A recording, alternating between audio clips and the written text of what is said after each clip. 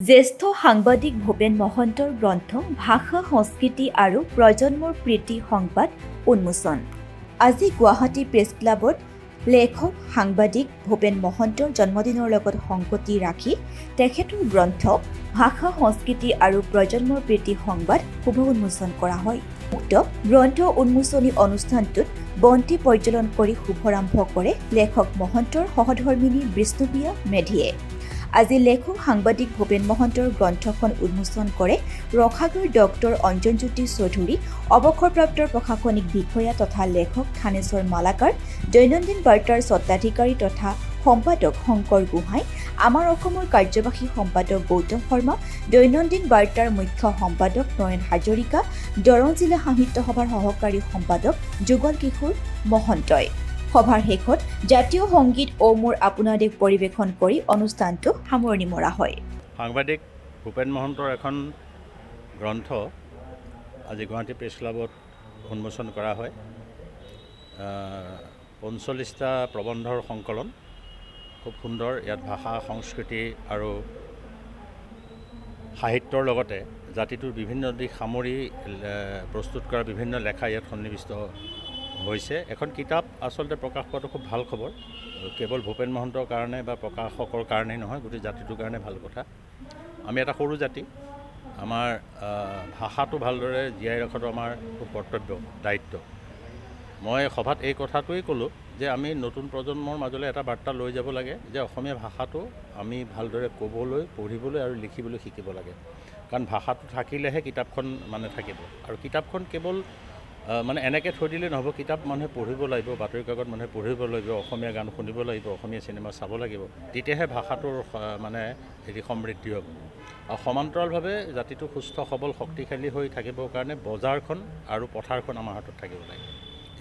বিভিন্ন সংঘৰ্ষ, বিভিন্ন ধুমুহাই আমাৰ গোটেই জাতিটোকে আচলতে জোকাৰি গৈছে বহু বছৰ ধৰি।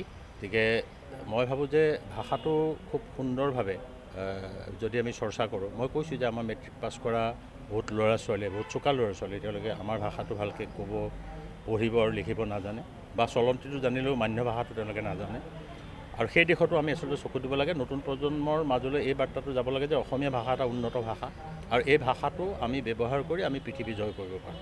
এই বাৰ্তাটোৱে যাব লাগে। আৰু জন্মদিন, বিয়া, এইবিলাকত যে আমি বেলেগ বেলেগ উপহাৰ দিওঁ, মই আহ্বান জনাইছোঁ এইটোৱে যে আমি পূৰ্বৰ দৰে আমি আচলতে কিতাপ উপহাৰ দিয়া এটা প্ৰথা আৰম্ভ কৰিব লাগে যিকোনো কথাত। বা আমি বিভিন্ন যে প্ৰতিযোগিতাবিলাক যে পাতোঁ, আমি প্ৰাইজ মানি দিওঁ, প্ৰাইজ মানিৰ সলনি যদি আমি জ্যোতি সংগীতৰ পাতোঁ, তাতে আমি যদি জ্যোতিপ্ৰসাদৰ ৰচনাৱলী লিখন দিব পাৰোঁ তেওঁলোকক, তেতিয়া কিতাপখন হাতত পৰিলে তেওঁলোকৰ কিতাপখন পঢ়াৰ প্ৰতি এটা আগ্ৰহ হ'ব বুলি মই ভাবোঁ। খুব সৰু সৰু কামবিলাকৰ মাজেদি আমি ভাষাটোৰ প্ৰতি নতুন প্ৰজন্মক যদি আকৃষ্ট কৰিব পাৰোঁ, মই ভাবোঁ তেতিয়াহে ভূপেন মহন্তৰ দৰে যিসকলে বিভিন্ন সমস্যাৰ মাজতো ভাষাটোৰ সেৱা কৰি আছে, তেওঁলোকৰ এই চেষ্টা আৰু সংগ্ৰাম সফল হ'ব। সঁচাকৈ ধন্য হৈছোঁ। তেখেতৰ আজি শুভ জন্মদিনত তেখেতৰ এই ব্যতিক্ৰমী পদক্ষেপ, এখন গ্ৰন্থ আমাক উপহাৰ দিছে, জাতিটোৰ বাবে এটা শুভ লক্ষণ। তেখেতে যি আমাৰ ভাষা সংস্কৃতি আৰু প্ৰজন্মৰ প্ৰীতি সংবাদ নামেৰে এইখন গ্ৰন্থ আমাক উপহাৰ দিছে, সেইখন মই আজি উন্মোচন কৰিবলৈ পাই অভিভূত হৈছোঁ এনেকুৱা পৰিৱেশত। আৰু আমাৰ জ্ঞানীজনে কৈ গৈছে যে দেশ সেৱাৰ বহুত পথ আছে, সকলোতকৈ উত্তম পথ হৈছে ভাষা সংস্কৃতিৰ সাধনা কৰাটো। গতিকে তেখেতে এই উত্তম পথটোকে বাছি লৈছে। তেখেতে এজন জ্যেষ্ঠ সাংবাদিক, ইমান কামৰ ব্যস্ততাৰ মাজত তেখেতৰ অনুভৱখিনি লিপিবদ্ধ কৰি গৈছে, আৰু বহুতো প্ৰবন্ধ পাতি ইতিমধ্যে প্ৰকাশ হৈছে। সেইখিনি সংকলন কৰি তেখেতে আজি পুথি আকাৰে আমাক ছপাই দিছে। তাৰ বাবে মই বিশেষভাৱে পুৰুলিল প্ৰকাশনৰ ডিম্পুল চুতীয়াক ধন্যবাদ জনাইছোঁ, তেওঁলোকৰ ওচৰত কৃতজ্ঞ। আৰু সকলোৱে আমাৰ এই দৈনন্দিন বাৰ্তাৰ গোষ্ঠীৰ সকলোৱে যে একেলগে আহি সহযোগিতাৰে তেখেতক এই ক্ষেত্ৰত সহায় কৰিছে, সেইটো দেখি মই সঁচাকৈ অভিভূত হৈছোঁ। গতিকে তেখেতৰ কলম যাতে থমকি নহয়, তেখেতে জাতিটোক বাৰ্তা দি যাওক, আমাৰ যোগাত্মক বাৰ্তা দি যাওক, এই তাকে কামনা কৰিছোঁ। আৰু তেখেতে নতুন আৰু এখন গ্ৰন্থ উপহাৰ দিয়ক অনতি পলমে, তাকেই আজিৰ দিনত মই মনে প্ৰাণে কামনা কৰিছোঁ। গ্ৰন্থ এখনৰ গ্ৰন্থ এখনৰ জন্ম ৰহস্য, জন্মৰ যিটো আনন্দ, এই আনন্দ হয়তো মই আজি বহুত অনুভৱ কৰিছোঁ। এই আনন্দৰ কথা মই আগতে অনুভৱ কৰা নাছিলোঁ, কিন্তু আজি মই অনুভৱ কৰিছোঁ। গ্ৰন্থৰ প্ৰকাশ, গ্ৰন্থ এখন পঢ়াৰ কি আনন্দ, এনেকুৱা কি হ'ব পাৰে। সেয়ে ইয়াৰ আগত ক'ব লাগিব যে মই গ্ৰন্থ এখন কৰিম বুলি আগতে ভবা নাছিলোঁ। আমাৰ বহুত আগৰ পৰাই আমাৰ ককা দেউতা তেওঁ লিখা মেলা কৰিছিল। তেওঁৰ কাপেদি ওলাইছিল বৰদোৱা গুৰুচৰিত, সেইগৰাকী হ'ল পৰম মহন্ত। তেতিয়াৰ পৰাই আমাৰ ঘৰখনৰ লিখা মেলা হেৰি আছে। মই মাজে মাজে পঢ়ি থাকোঁতে লিখিছিলোঁ দুই এটা। এতিয়া এই দৈনন্দিন বাৰ্তা কাকতত যোগদান কৰাৰ পিছত মই লিখিবলৈ উৎসাহিত হ'লোঁ।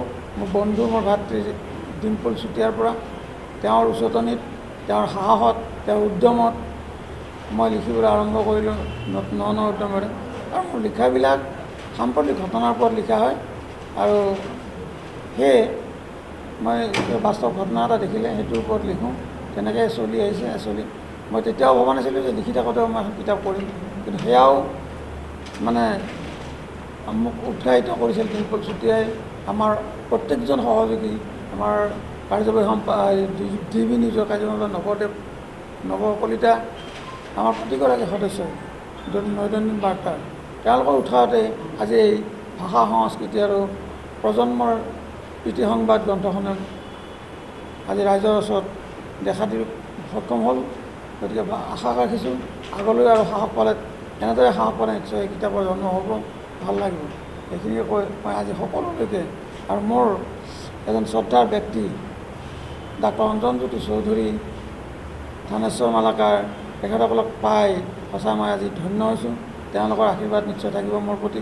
সেয়ে তেওঁলোকলৈ অশেষ ধন্যবাদ জনাই মই আজি এইখিনিকে ক'লোঁ আৰু আপোনালোকৰ মাজত। কাৰণ এইটো কাৰণে ভাল লাগে, অসমীয়া সাহিত্য সংস্কৃতিৰ ক্ষেত্ৰত এটা সাংবাদিকৰ যিটো সংযোগ কৰি ভূপেন মহন্তই এই কিতাপখন আজি প্ৰকাশ কৰিছে, তাৰ কাৰণে আমি গৌৰৱান্বিত। আৰু দৈনন্দিন বাৰ্তা গোষ্ঠীৰ ফালৰ পৰা আমি অশেষ ধন্যবাদ আৰু কৃতজ্ঞতা তেওঁক জ্ঞাপন কৰিছোঁ। ভাষা সংস্কৃতিৰ কাৰণে তেওঁ সদায় দায়বদ্ধ হৈ থাকক, আৰু ভাষা এটা, জাতি এটা জাগ্ৰত আৰু আগবঢ়াই লৈ গতিশীল কৰি লৈ যাবলৈ হ'লে এনেকুৱা কিতাপ বা এনেকুৱা লিখকৰ সদায় প্ৰয়োজন অনুভৱ কৰি আহিছোঁ। আৰু সেই অনুভৱৰ কাৰণে তাত ভূপেন মহন্তই যিখিনি সংযোজন কৰিলে তাৰ কাৰণে আমি গৌৰৱান্বিত। ধন্যবাদ।